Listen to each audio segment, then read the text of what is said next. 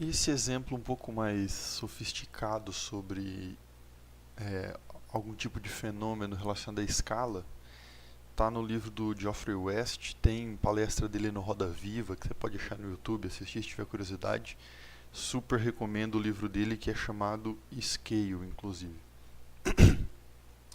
É, no livro, o Geoffrey West fala de vários exemplos de escala, e um que chamou a atenção dele, que ele quis estudar, ele tem vários artigos super importantes sobre isso, era sobre os seres vivos. Por que, que alguns seres são pequenos, outros são grandes? E para não entrar em discussão demasiadamente longa, eu vou me restringir a falar dos mamíferos, mais ou menos como ele fala no livro dele. É, então, os mamíferos têm alguns muito pequenos e muito grandes, mas o que é comum para praticamente não, é comum para todos os mamíferos, é que eles têm o mesmo mecanismo para distribuir energia para as suas células. Então tem uma molécula no nosso corpo que chama ADP, e essa molécula, junto com o oxigênio, ela oxida e vira um negócio que é ATP. Essa reação acontece muitas vezes. Toda vez que a gente respira, acontece com um bocado dessas moléculas de ADP virarem ATP. Essa ATP contém uma energia, e dentro da nossa célula essa ATP tende a voltar a ser ADP, então ela vai rachar e vai virar ADP mais energia. E é essa energia que as células usam para fazer suas funções. Esse processo aqui de produzir ATP acontece cerca de 2 vezes 10 a 26 vezes por dia dentro do nosso corpo. O que é, de outra maneira, é mais ou menos como dizer que a gente produz 80 quilos de ATP por dia. Vocês entenderam que você produz, ela vai ser quebrada e depois você produz de novo. Então isso funciona como uma bateria que é carregada, daí você tem ATP, e ela é descarregada e você tem ADP, e aí carrega de novo. E é isso que a gente faz quando a gente respira. Então, por exemplo, esse mecanismo é comum a qualquer mamífero, seja ele esse camundonguinho aqui, que é o menor mamífero que existe. Eu achei estranho, mas no livro fala que ele pesa 2 gramas. Eu não sei se um dedão pesa 2 gramas, mas é alguma coisa assim. Ou de uma baleia azul, que é muito maior do que isso. A maior que já foi encontrada pesou 173 toneladas. E aí tem algumas semelhanças que mudam por causa da escala dos dois bichos. Tem algumas semelhanças entre os dois bichos, mas algumas coisas mudam por causa da escala, que um é muito maior que o outro. Algumas coisas mudam, outras não. E é isso que eu queria dar algum exemplo aqui agora. O coração do camundonguinho ali tem apenas 1,2 vezes 10 a menos 2 gramas. O coração da baleia, eu vou colocar em grama também para ficar tudo na mesma unidade. O coração da baleia tem mais ou menos 1 tonelada. Então, se o quilo é 10 a 3 gramas, então isso aqui é 10 a 6 gramas. O coração é absurdamente maior. Ah, isso, quando a gente vê esses números, a gente pensa, poxa, esse coração deve ser muito mais forte, né? Deve ser bem mais difícil para as veias da baleia do que para as veias do ratinho de suportarem esse sistema circulatório. Mas, na verdade, a pressão nos dois animais é aproximadamente a mesma. E ela tem que ser mais ou menos a mesma porque as veias nos dois são feitas basicamente do mesmo tecido. Então, a menos que você pudesse fazer de, sei lá, de cobre, de aço inox, de PVC, as veias do animal maior, você não pode aumentar a pressão.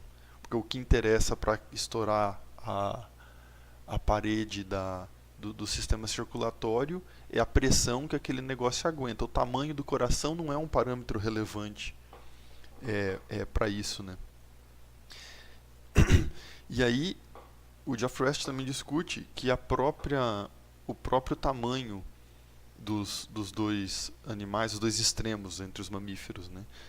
Que tem uma explicação, também tem uma explicação de por que a baleia é o maior e não tem algum maior, né? Mas eu só queria discutir o principal aqui, que é o que o Geoff West chama de taxa metabólica. Eu vou chamar isso aqui de potência, no sentido de potência consumida para se manter vivo para um mamífero. Esse negócio aqui, essa potência é proporcional à massa elevada a 3/4. Ficou horrível isso aqui, né? Quando tem que escrever pequeno eu tô apanhando. Vamos fazer assim. A massa elevada a 3/4. E o que isso significa? É basicamente uma demonstração desse princípio que todo mundo conhece, está acostumado a falar na indústria, né? Fala assim, eu tenho um produto que para produzir 10 eu gasto R$1 cada um, mas se eu produzir 1000 eu vou gastar menos de R$1 cada um.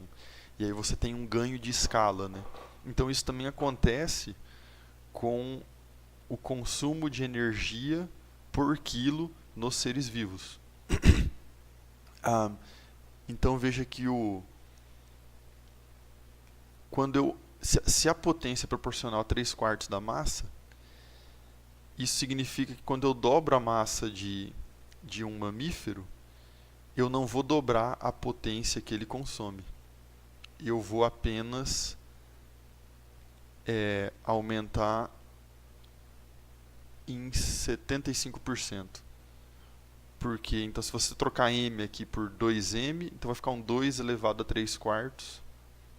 E aí isso vai dar mais ou menos 1,75. Então, por que isso é importante nesse caso? Porque se você for comparar esses dois animais que eu estou falando aqui, o primeiro, o coração dele bate a 1000 batidas por minuto. E o da baleia bate de 8 a 10 por minuto. Então, quando você tenta medir quanto de energia a baleia consome comparado com o ratinho, é claro que a baleia consome muito mais, mas por quilo ela não consome muito mais. Isso aqui reflete então no seguinte fato, fazer o exemplo mais besta possível. Vamos chamar de m aqui, do jeito que está aqui, é a massa de um ser humano. Então não me interessa quanto é o valor aqui da potência, mas essa potência é proporcional à massa que a gente tem elevado a 3/4. Se você pensar que, sei lá, que m é da ordem de 100 quilos, a massa da baleia é cerca de 100 toneladas, 100.000 quilos. Então ela é 1000 m. Então qual é a potência da baleia? Se você pegar e colocar aqui então esse 1000 m elevado a 3/4, isso implica que a potência da baleia é aproximadamente raiz 1000 elevado a 3/4, 1000 elevado a 3/4, eu já fiz na calculadora aqui, vai dar perto de 200.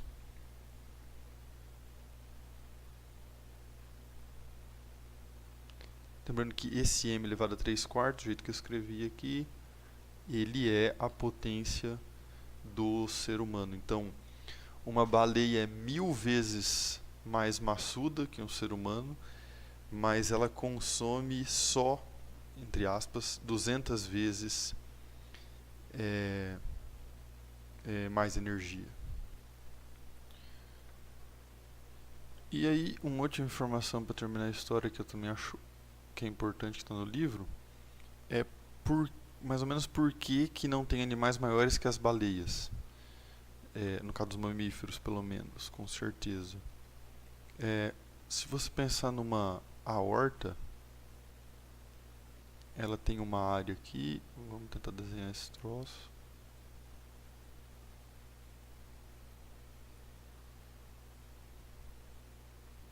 Até que ficou bom. Se você imaginar que a aorta tem uma área A1, isso aqui tem uma área A2, isso aqui tem uma área 3, essa área 1 é igual à soma da área 2 mais a área 3. Tem um motivo para isso e recomendo o livro para você entender por quê. Mas, como a gente tem aqui um coração que está batendo pulsado, então ele bate, bate, bate. Cada vez que ele bate, ele empurra o sangue com uma certa velocidade aqui. Quando chega na ramificação, então uma parte do sangue vai para cada lado. É assim que o nosso sistema circulatório funciona. E quando ele passa por essa divisão, tem todas as forças de arrasto aqui das paredes e tal, e devido à própria viscosidade do sangue, ele vai diminuindo a velocidade. Então, depois de um certo número de ramificações, se você pegar um vaso desses bem pequenos e for olhar o fluxo do sangue lá, o fluxo do sangue não é assim, ele foi retificado. Aí ele está, talvez dá uma aumentadinha assim na velocidade quando o coração bate, mas é bem pouca, e ela fica com uma velocidade praticamente constante. O fluxo fica contínuo e lento. E aí, se você ramifica mais, você começa a ter problema de circulação, porque vai chegar pouco oxigênio lá. E aí, se vai chegar pouco oxigênio, aquela parte não vai funcionar, né? Então, é provável que se uma baleia nascer com um problema hormonal lá e crescer mais do que ela devia, ela vai começar a passar mal e vai morrer porque simplesmente o sangue não consegue levar oxigênio até as partes mais remotas do corpo dela. Para fazer chegar lá nessas partes mais remotas, se o sistema já é muito grande e tem muitas ramificações, você poderia pensar em, por exemplo, aumentar a pressão, fazer o coração bater com mais força. Mas se você fizer o coração bater com mais força, você vai comprometer a aorta da baleia, que já é absurdamente gigante. Dá para uma pessoa passar por dentro da aorta de uma baleia.